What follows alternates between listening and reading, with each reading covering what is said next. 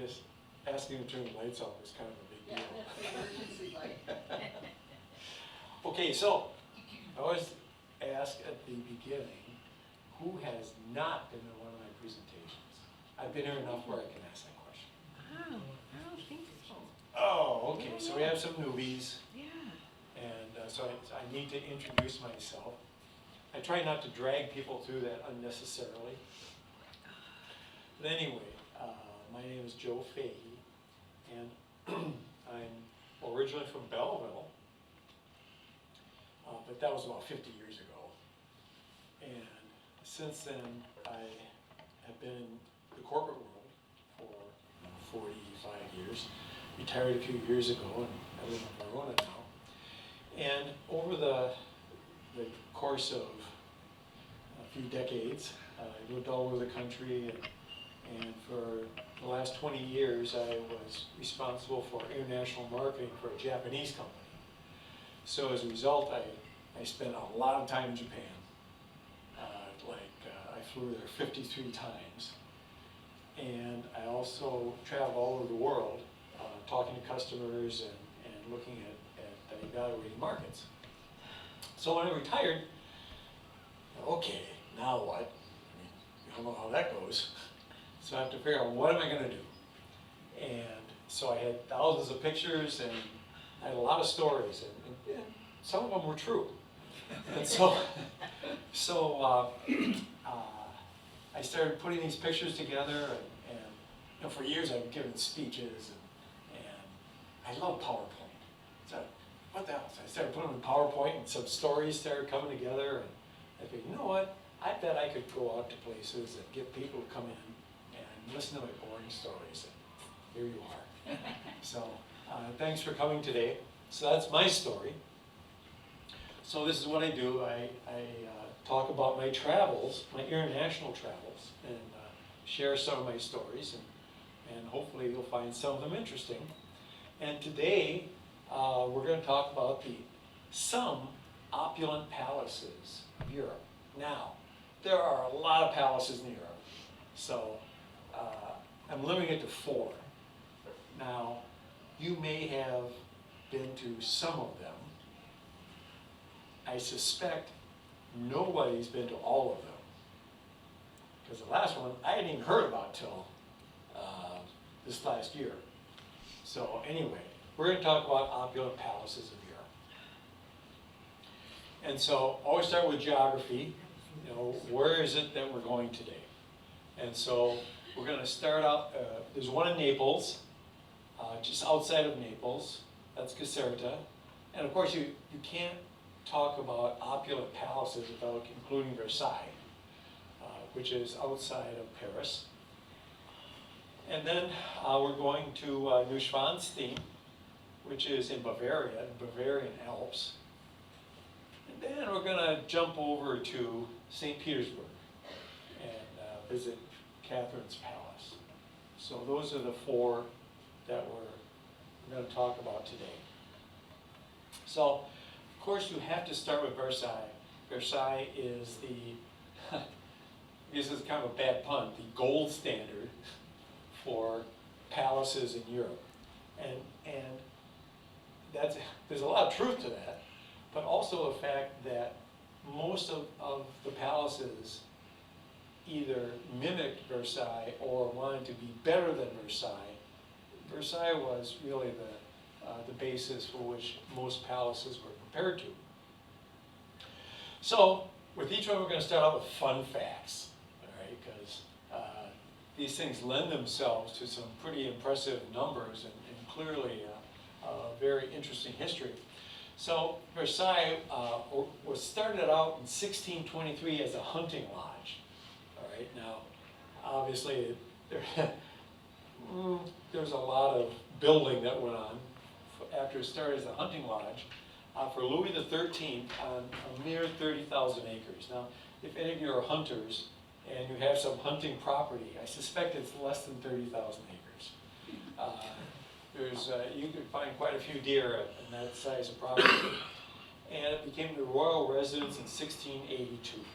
So that's the time period that we're talking about. 720,000 square feet. And it features 700 rooms, 60 staircases, 1,200 fireplaces, and 5,000 pieces of furniture. Now, 720,000 square feet, that's a little bigger than the place I live in. And you think, oh my God, that's incredibly huge. Well, it doesn't make the top 20. Yeah, 720,000 does not make the top 20 in palaces. Now it's a global comparison, but, and I'll explain why. But we always think of Versailles as the biggest and the grandest. Well, it's not the biggest, clearly. But again, it's the gold standard, which others are compared to. The grounds has 400 sculptures, originally had 1,400 fountains, and the gardens took 40 years to complete. It took 3,000 workers 21 years to build the palace itself. You know, they always say, well, what would it cost to build it today? It's anywhere between $200 and $300 billion to, you know, who knows, but, you know, they throw numbers out like this. But does anybody remember when million used to be a big number? I can't believe how the M has been replaced with a B, and now all we hear about is billion. So, $200 to $300 billion. So much marble was used that it was very cold. They didn't have wall-to-wall carpeting. It was marble, and in the winter it was really cold, almost unbearable. And this is my favorite. The royal chamber pots were made of silver. Now, I don't know what your chamber pots are made of, but I'm thinking it's a better experience when they're made of silver. The site of the first hot air balloon was at Versailles in 1783. That's just a little tidbit. It was not ransacked. The revolution was in 1789. And usually you think, well, okay, the natives are restless and they try to take it out on the ruling class. And at least in France, they respected what they built. And so it was not ransacked. The art was sent to the Louvre, and the furniture was auctioned off to wealthy citizens. Which reminds me, I forgot to ask a question. Now, by the way, this is, I expect the audience to participate in this event. All right, this is not one-way communication. So, your first quiz is, I talked about it's only 720,000 square feet. What is the biggest palace in the world? No idea. Oh, come on. I just gave you the answer. It's the Louvre. Yes. It's the Louvre. 2.6 million square feet. All right. And finally, the architect, I would have fired the guy. Well, he was probably beheaded anyway. The kitchen was on the opposite side from the dining room, so the king's meals were always cold. So, not real good planning. Okay, so here is Versailles. This is the building itself.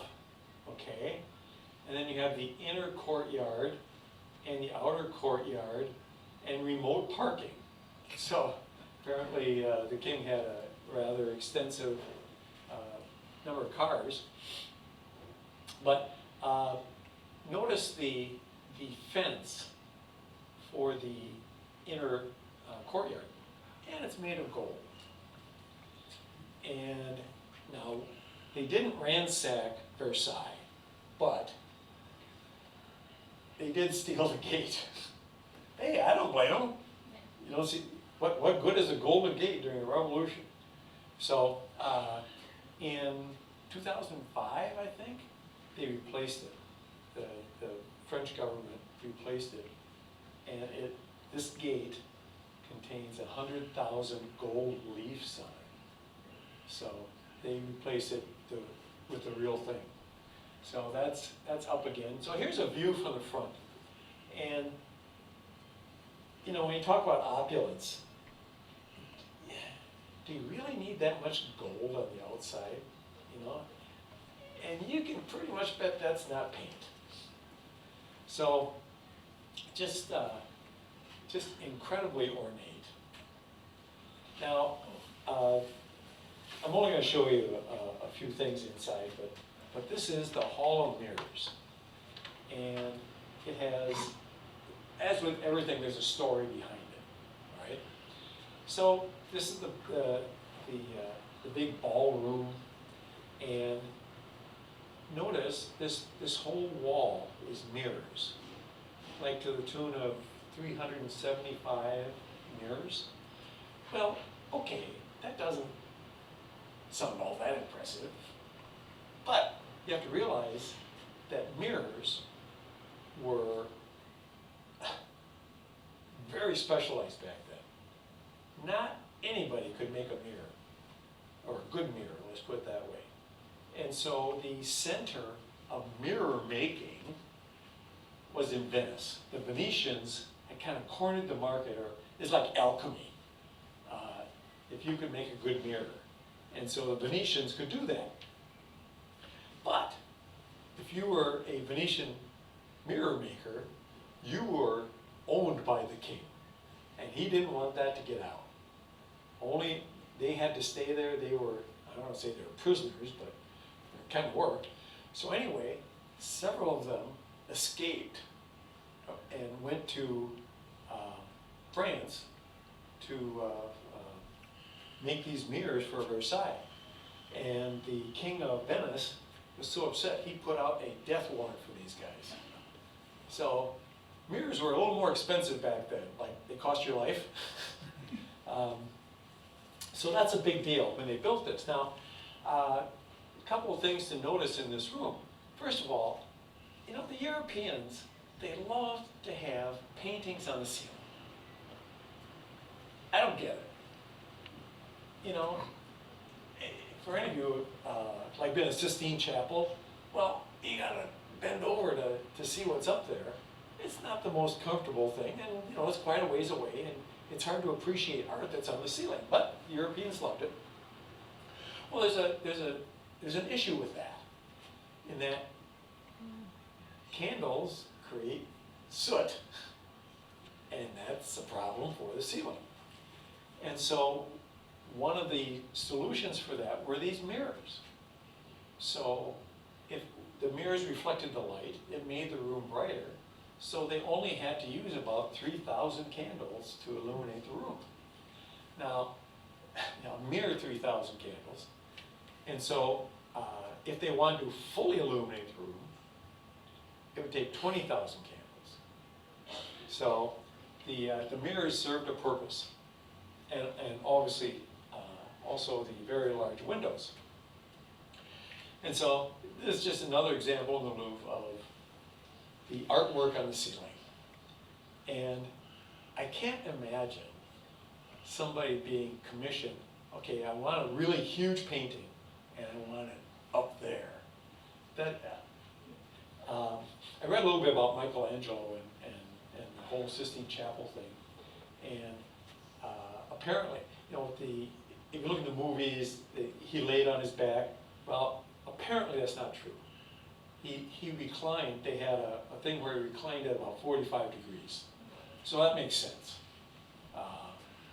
Laying on your back would be kind of tough. But anyway, that is really hard to imagine how they did it. You just have to appreciate the fact that they did do it.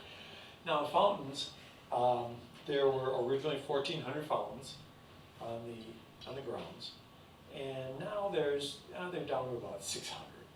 So they really scaled back, and of course they are just, you know, the cherub pouring water. I mean, of course they have to be grand fountains, and use a lot of water. Well, that's kind of problematic because there wasn't any water around. You know, had he built this close, or had he built it in Paris, he'd be close to the Seine, and you could just draw water out of there. Well, they didn't. So what they had to do was create retention ponds, which, you know, they look like lakes. Well, actually, they're retention ponds for all the fountains. And even with that, they couldn't leave the fountains on all the time. And so what they would do is when the king would decide, I'm going for a stroll, some guy would run out ahead and turn the fountain on. And so he'd walk around and say, oh yeah, pretty cool. So when he turns his back, they turn it off. So, which reinforces one of my favorite sayings, it's great to be king. All right? But this gives you just an idea of the stunning beauty and the architecture of the gardens. It's absolutely fabulous. By the way, they also had to, they also laid 20 miles of pipe in order to run water to all these fountains. So it was a huge task. Now, here's an aerial shot. So here is the palace itself, as I showed you. And we've got the gardens. And down here is a very special place. And that was Marie Antoinette's little slice of life. She really didn't enjoy the public life because there's all these people and they wanted stuff and, you know, it's so annoying. So she built her own little palace grounds in the far corner. It's called Le Petit Trianon. And it was her small palace. And so she had a place for servants to live, and it was like a small farm. And she had back there was kind of a temple to Cupid. And she would wake up in the morning and see Cupid, and you know, life was great. And she was totally away from reality, absolutely. So this was her world, and there is a recurring theme for all of these palaces, now, almost all these palaces. And that recurring theme is, at one point, it seemed like a good idea, but it doesn't always end well. And by not ending well,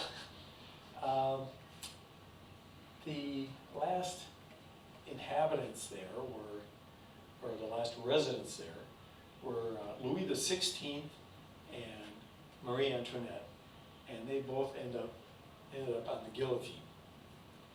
Now, start by Louis XIII. The last one's Louis XVI, and he was also referred to as Louis the Last. So that was the end of the line. Now, the guillotine was invented, or the idea of Dr. Joseph Guillotine. That was his name. And he came up with this idea as it was a more humane way of execution versus what they were doing. Before the guillotine, they were swinging an axe or a sword. Sometimes they'd miss, and sometimes they'd come close. And it was kind of a mess. And so he, as a act of mercy, came up with the guillotine. Interesting concept. Okay, then, more recently, the Great Hall, the Hall of Mirrors, as we just saw, this is where the Treaty of Versailles was signed.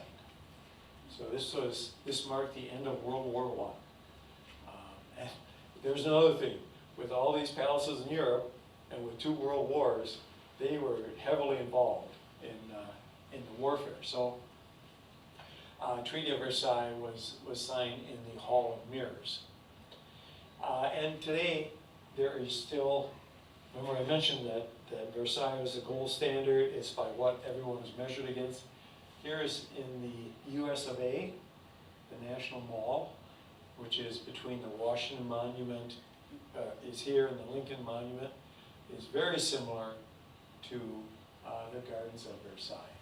And that's what it was formed after. So time and again, other people tried to duplicate or improve on or outdo Versailles. So the next one is Tsarskoye Selo, and that is the last time I'm going to say that, because it's much easier to say Catherine's Palace. All right? By the way, who's been to Versailles? Okay, so we have a couple, right? So hopefully I didn't lie too much. Has anyone been to Catherine's Palace? Yes. You have? Okay, I'm gonna be careful. Okay, so fun facts about Catherine's Palace. Started in 1710 by Peter the Great as a summer palace. Please note, summer palace for his wife, Catherine I. Catherine I was not Catherine the Great, so she's Catherine the Lesser. Apparently, she was high maintenance and she wanted her own palace outside of St. Petersburg. Peter's daughter Elizabeth remodeled it to be much more ornate, including 200 pounds of gold trim. They love the gold trim on the outside. Can't you just use paint? But apparently not. That would be cheating. Palace has 2.5 million square feet, so it's right up there with the Louvre. 1,500 rooms. You gotta have over 1,000 rooms. You know, that's kind of the benchmark. You gotta, this one had 1,500 square rooms, excuse me. 1945 windows and 117 staircases. Did they really use all the staircases? I kind of doubt it. Grounds cover 400 acres. Okay, so that's kind of normal. And after the revolution in 1917, it became a museum. So here's Catherine's Palace. To walk around the outside of the palace is half a mile. So we only have to do a couple laps to get your 10,000 steps in. And again, this is the summer palace. And then back here is Alexander's palace, which was built for her grandson. Now, here are the onion domes. Now, onion domes, you know, you associate this with Russian architecture, and there's meaning to the onion domes. So Russia is very big with the Greek Orthodox Church, right? And so if there's an onion dome, just one dome, well, that represents Jesus Christ. And depending on the number of domes in the cluster is what it represents. Now, it could be the Holy Trinity. If there's a lot of them, it could include some of the key apostles. So that the onion domes have religious significance. Now, there's also a practical element to the onion domes. Does anybody know why they're shaped the way they are? Because snow slides off immediately. There's no snow accumulation on an onion dome. Very practical, but also religious. So, of course, the Russians, what I have found is that they're kind of paranoid. If you have any Russian friends, don't tell them I said so, okay? But they're kind of paranoid because they compare themselves to the Europeans, and they feel like they're always coming up short. And they always feel like the Europeans are looking down on them. And so this was another case of we have to outdo the Europeans. We've got to outdo Versailles. So there's a lot of, we're going to one-up the French. And so, does this look somewhat familiar? Okay, kind of looks like the Hall of Mirrors. Big difference. There's windows on both sides, so it's the whole width of the palace. So you don't need mirrors because you've got sunlight. Now, this room, the Great Hall, is 11,000 square feet. It's huge. It's gigantic. You know, I always think about, you know, how many of my houses could you put in there? And so it's 11,000 square feet. And then I can just imagine the Tsar saying, hey, would you do a big painting for me? It's only 11,000 square feet. Wow, what a task that had to be. So, and just like the Europeans, they've got the painted ceiling. So it's absolutely fabulous. Did you see the amber room? Yes. Okay. This is the amber room. And it's full of these huge pieces of amber with, some of them have gold on the back or jewels. And the room is a little bit yellow for me, but that's amber. And the expense of this room is just astronomical. Now, of course, during World War II, the Nazis stole all the amber and never to be seen again. So nobody knows what happened to it. The Russian government has done a very good job of repairing and renovating, and I'll show you some pictures, but they have brought the amber room back. So that's what it looked like originally. Gardens are fabulous, and again, this looks a lot like Versailles, so there's a lot of similarity. And this is Alexander's palace, and it was for Catherine the Great's grandson, who ultimately became Tsar. And so it's just a little palace in the back of the summer palace. Now, the Romanov family, the royal family, this is Tsar Nicholas. And in 1905, things started, the peasants were starting to rumble, or grumble, I should say. And so they kind of holed up at Catherine's palace. And then come 1917 was the revolution. And shortly thereafter, the entire family was given a one-way ticket to Siberia, never to be seen again. So this is another example of, at some point it was a good idea, but it doesn't end well. So it didn't end well for the Romanovs. Well, during World War II, the Nazis took over Catherine's palace as their headquarters for the siege of Leningrad. At the time, St. Petersburg was Leningrad. And so you can see the SS symbol in front, which is kind of creepy. And they also use the grounds for a cemetery for the soldiers. And this is what was left after the war, and you can see all the work that's been done to bring it back. The two world wars, it's not real good for palaces and for cathedrals. And so a lot of work was done to restore these great monuments. Here is the Great Hall.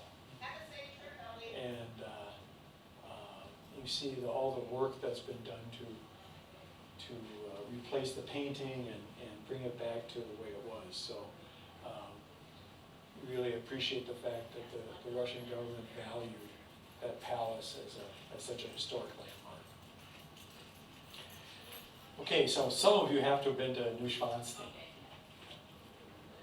Yeah, okay, all right. You kind of, yeah, kind of. All right. I'm getting a little nervous. You really didn't know. All right, so Neuschwanstein is located in the Bavarian Alps, and we'll start with fun facts about Neuschwanstein. Construction took a mere 17 years. Now, notice, is the late 1800s, not that long ago. So this is getting to the end of the palace era. It has a mere 200 rooms, and only 15 were finished. So this is itty bitty by certain metrics.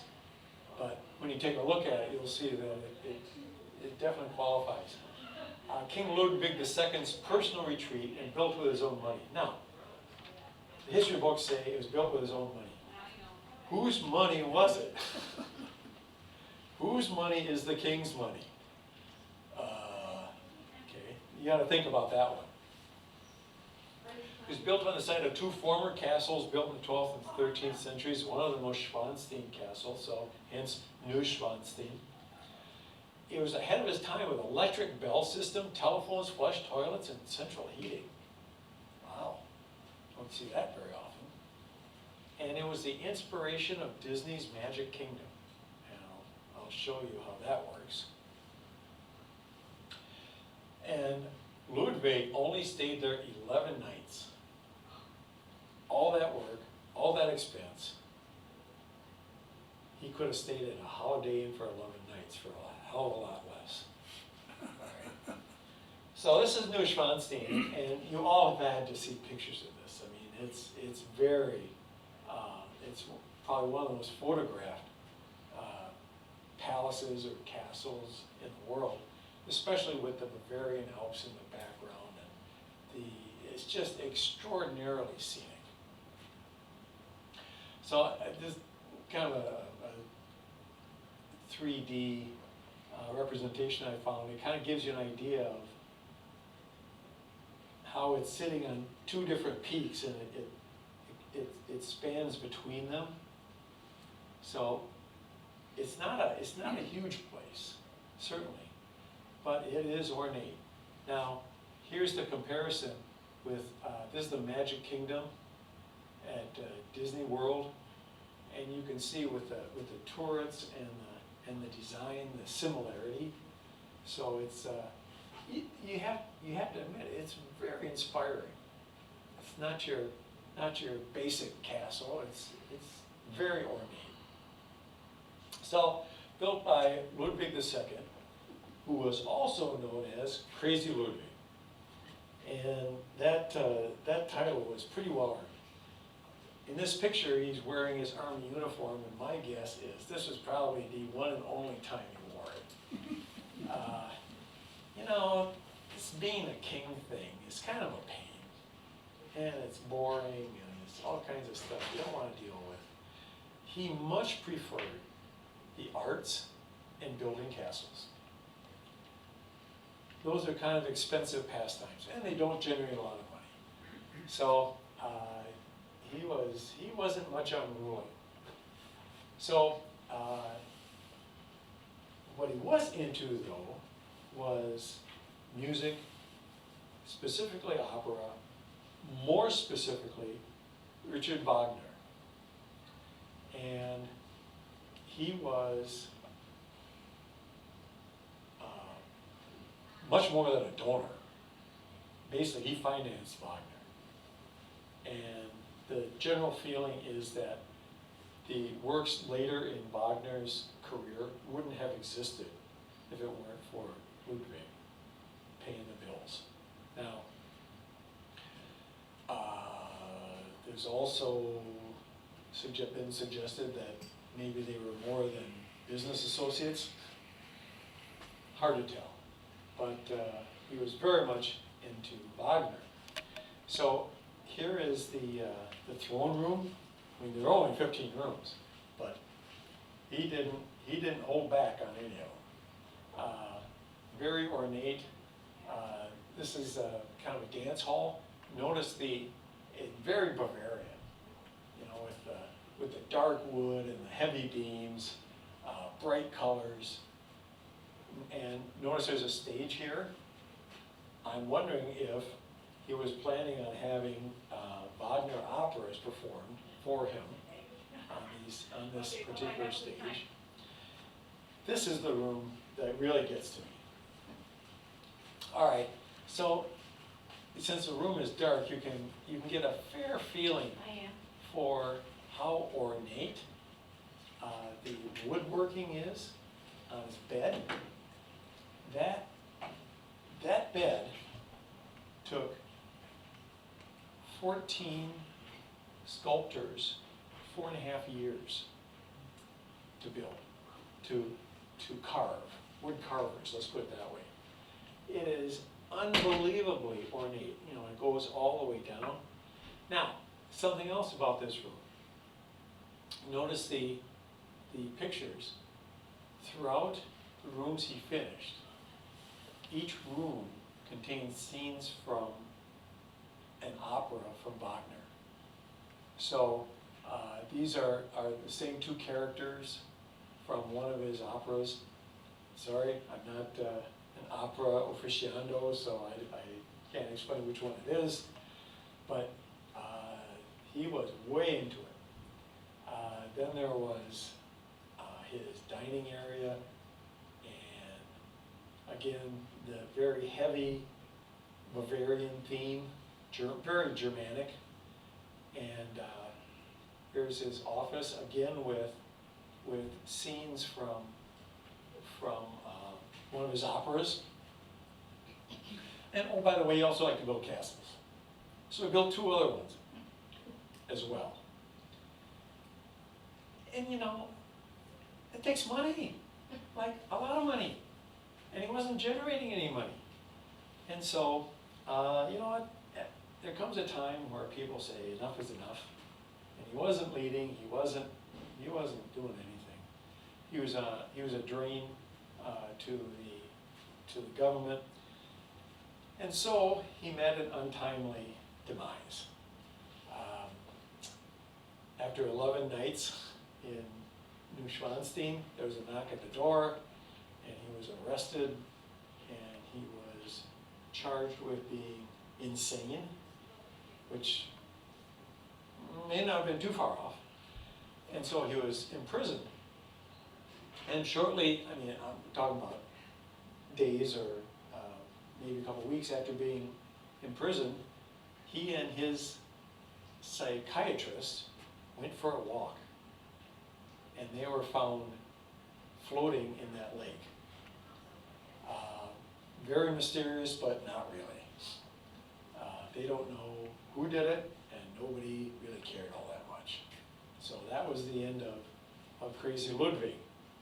Once again, it was probably a good idea at one point, but it didn't end well. Now, as I mentioned, all of these palaces come into play in the World Wars. And in World War II, Hitler was accumulating art. And boy, he hit the jackpot when he went to Paris. And so his plan was to build the world's biggest art museum after he'd won the war. So you gotta put the art somewhere. And so one of the places that he hid art was at Neuschwanstein. And primarily because it was away from Munich, it was away from Berlin, where all the damage was being done. You saw it was just out in the mountains. So what could possibly go wrong? Well, at the end of the war, there were some soldiers there defending it. They didn't last very long. And so when the Allied soldiers walked in, they found well over 1,000 pieces of art that were in Neuschwanstein. And if you want to get a better idea of how it went down, if any of you have seen the movie Monuments Men, with Matt Damon and George Clooney. thank you, George Clooney. In fact, I just watched it a couple weeks ago. That's kind of a fun movie. And there is some truth behind it.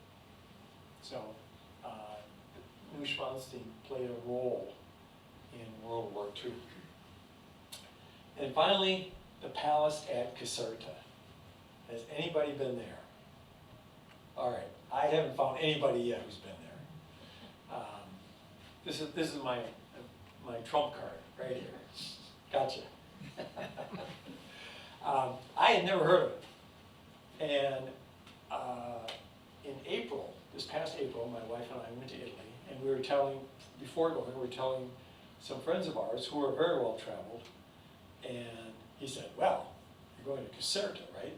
And I said, sure. What is it? And he said, it's a palace that you have got to see. And he was absolutely right.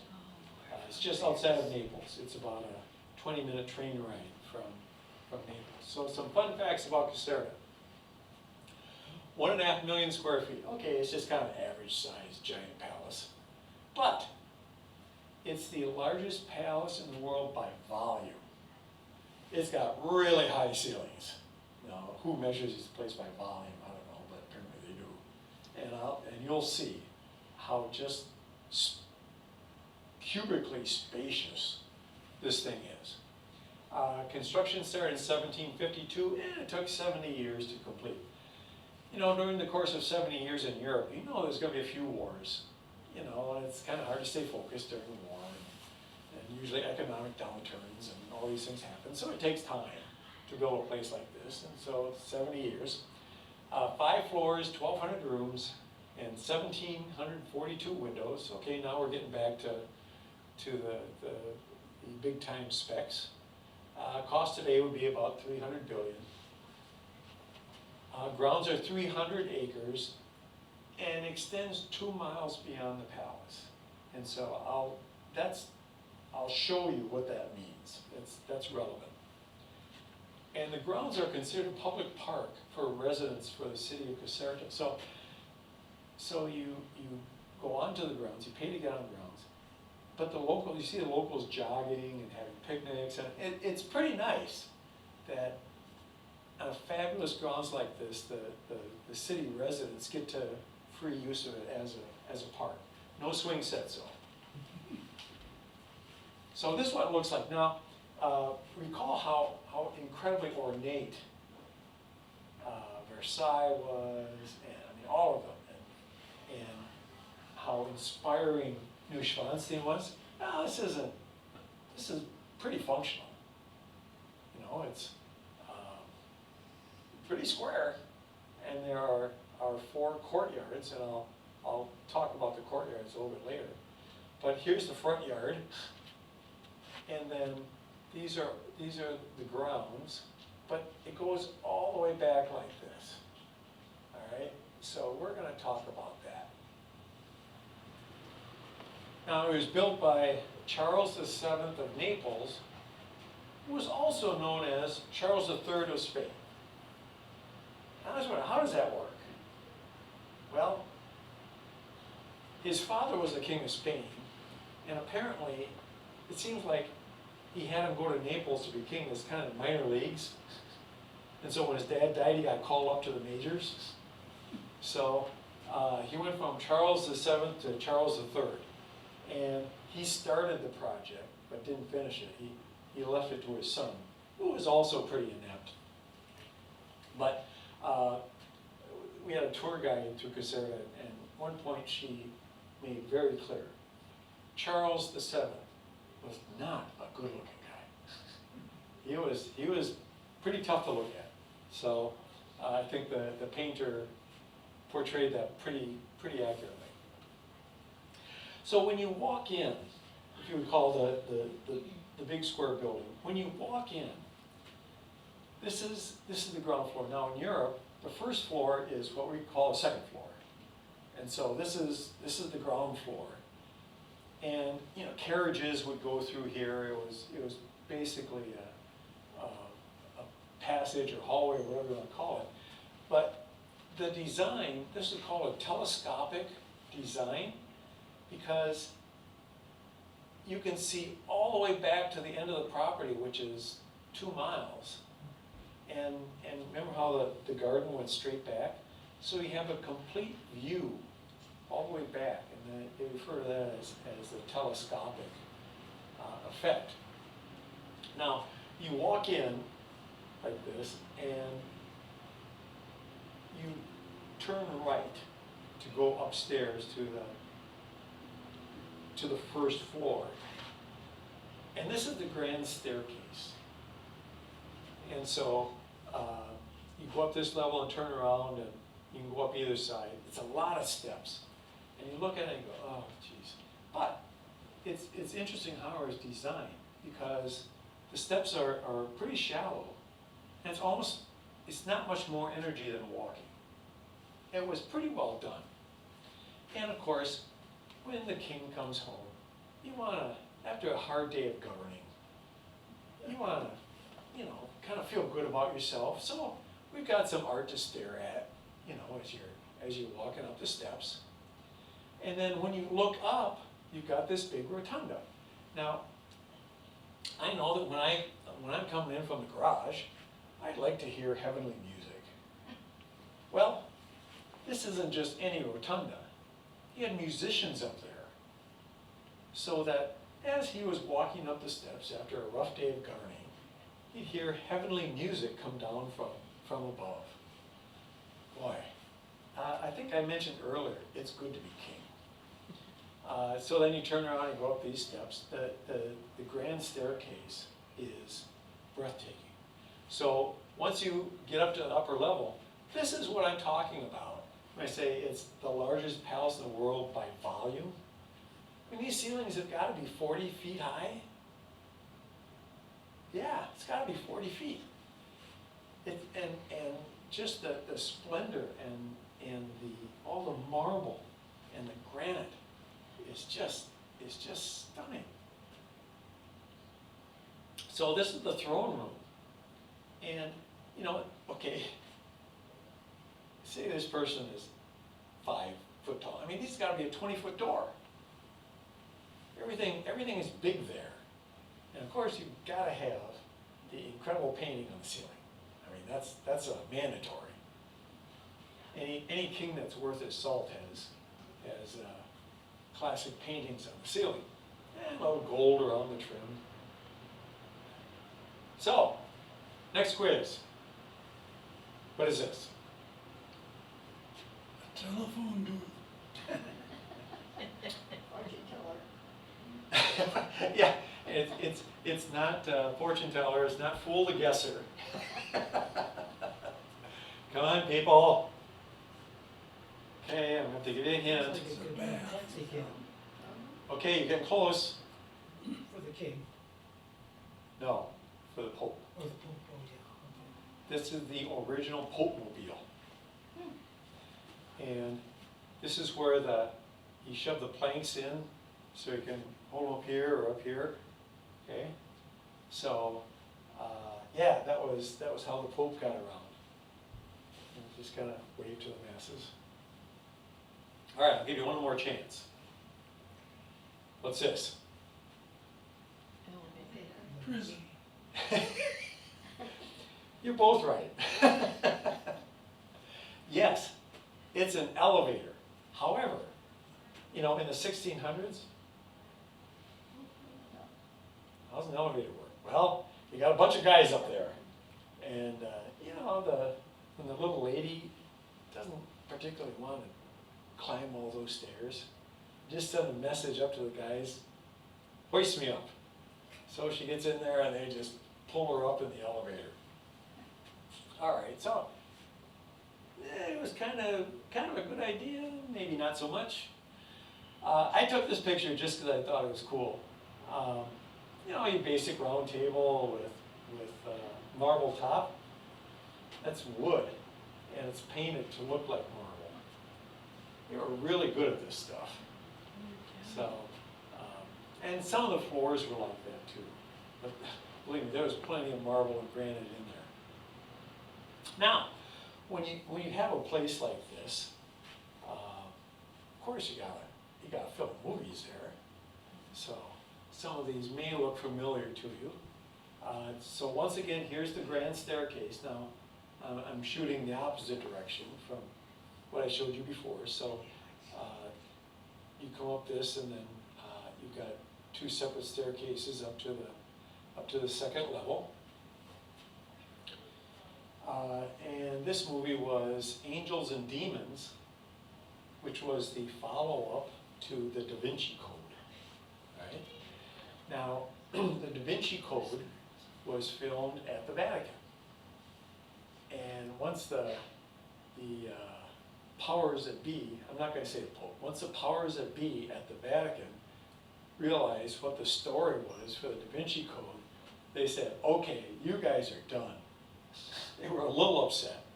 So when the sequel to the Da Vinci Code, which is Angels and Demons, came out, the church said, no, you're not coming back to the Vatican. So they went to Caserta because you can very easily think, oh, that looks like the Vatican, right? So they even have the Swiss guards, like the Vatican, College of Cardinals. Very, very convincing.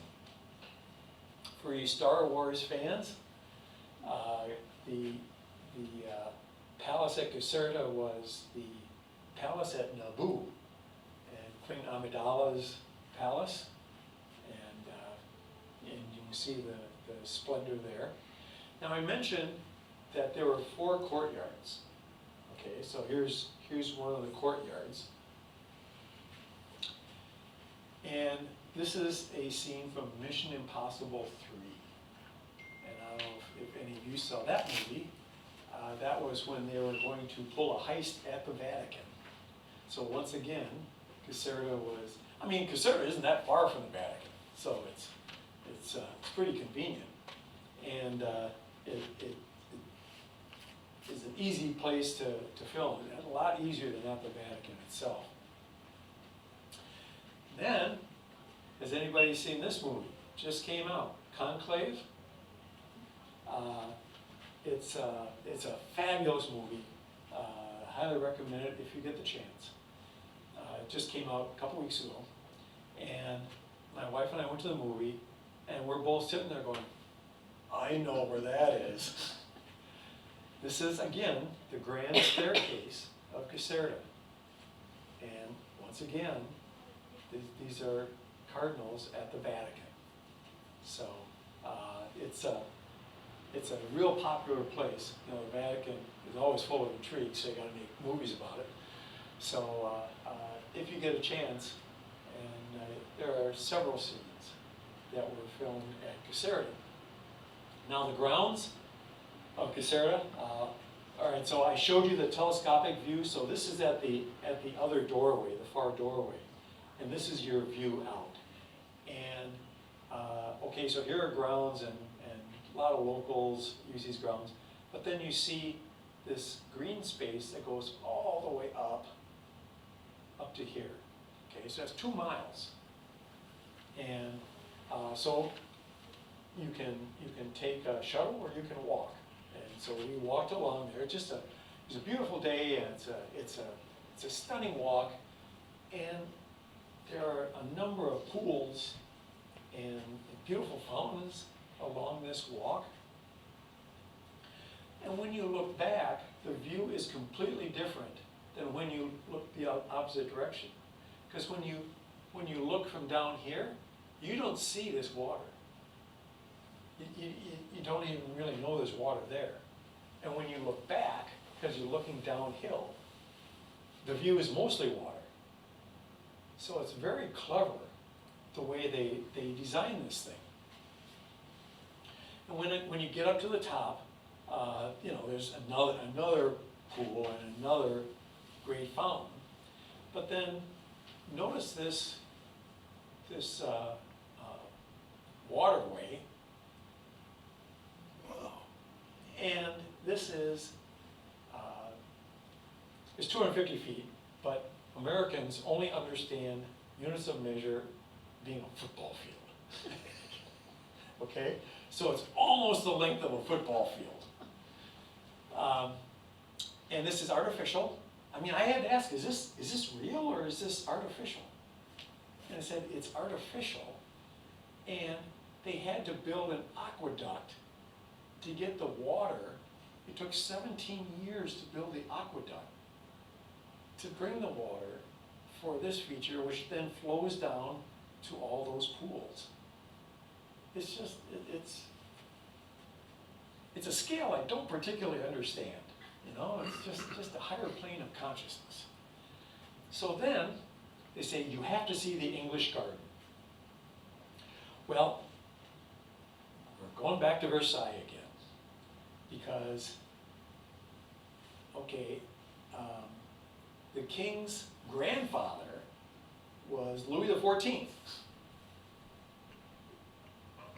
I never understood how all these relationships and who got to be king where, but so the king's grandfather was Louis XIV.